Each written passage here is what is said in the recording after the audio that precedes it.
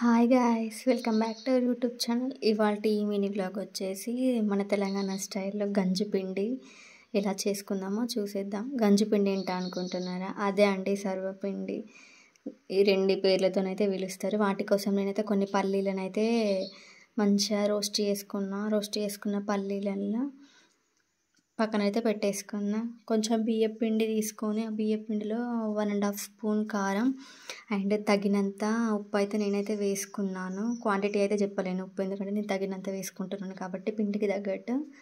So అందులో salt అయితే వేసుకొని రెండింటిని కొంచెం అయితే నేనైతే మంచిగా పిండిలో అబ్జర్వ్ చేసుకున్నట్టుగా మిక్స్ చేసుకున్నాను. పల్లీలను మంచిగా కొంచెం క్రష్ చేసి అయితే నేనైతే పల్లీలను అందులో వేసేసుకున్నాను. తర్వాత కొంచెం అందులో కరివేపాకు అయితే యాడ్ చేసుకున్నా. ఒక 2 ఉల్లిపాయలను అయితే తీసుకున్నా. వాటిని అయితే సన్నం అయితే కట్ చేసేసుకున్నా. మొత్తం చిన్నగా మొత్తం తురుముకోవాలి. వాటిని నేను మళ్ళీ బియ్య పిండిలను అయితే వేసుకున్నా. దాంతోపాటు కొంచెం కొత్తిమీర కూడా యాడ్ చేసేసుకున్నా. దాంట్లో కొత్తిమీరతో పాటు జీలకర్ర, వెల్లుల్లిపాయలు కూడా మంచిగా దంచి వేసుకున్నాను కచ్చపచ్చగా. వీటన్నింటినీ పిండికి తగ్గట్టు మంచిగా మిక్స్ చేసుకోవాలి. మొత్తం పిండికి ఇప్పుడు మనం జీలకర్ర ఎల్లిపాయలు మంచిగా దంచుకున్నాం కదా, వాటి మొత్తం పిండి మొత్తం అబ్జర్వ్ చేసుకునేటట్టు మంచిగా మొత్తం పిండి మొత్తం కలిసేటట్టు కలుపుకోవాలి.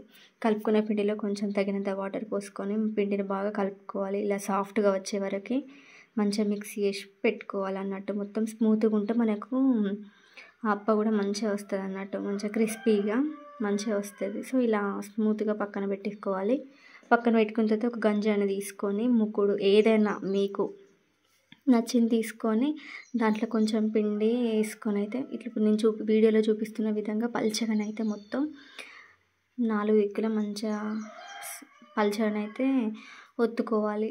అలా మొత్తం నేను చూపిస్తున్న విధంగా మొత్తం పల్చగానైతే మొత్తం గంజి మొత్తం ఇట్లా స్ప్రెడ్ చేసుకేసుకోవాలి.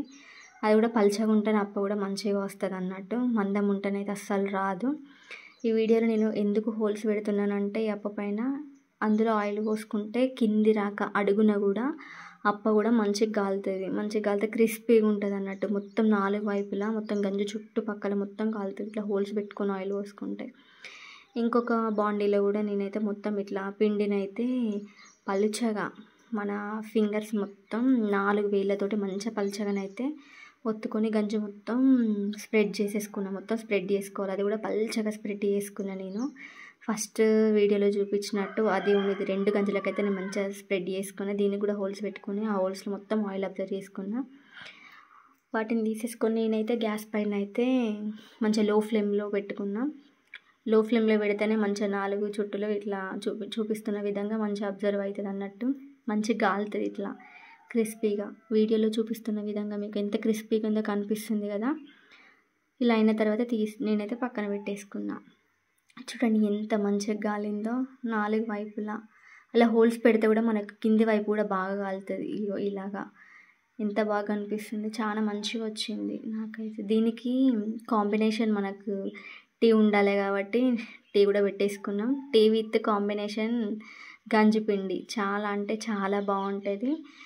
టీతో మాత్రం తింటే మాత్రం టేస్ట్ మాత్రం వేరే లెవెల్. టేస్ట్ మాత్రం చాలా బాగుంది.